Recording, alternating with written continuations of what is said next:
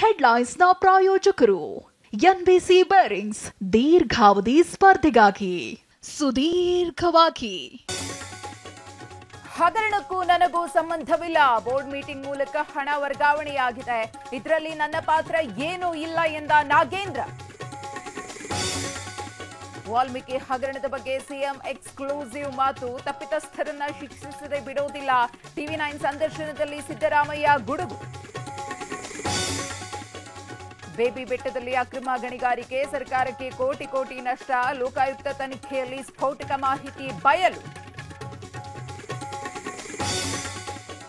CM ಸ್ವೀಕರಿಸಿದ್ದ ಮನವಿ ಪತ್ರಗಳು dust ಬಿನ್ಗೆ. Chamarajanagar ಕ್ರೀಡಾಂಗಣದ ಕಸದ ರಾಶಿಯಲ್ಲಿ ಪತ್ತೆ.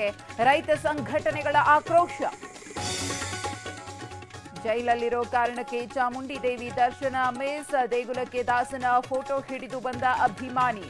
ಪ್ರವೇಶ ನಿರಾಕರಿಸಿದ ಪೊಲೀಸ್.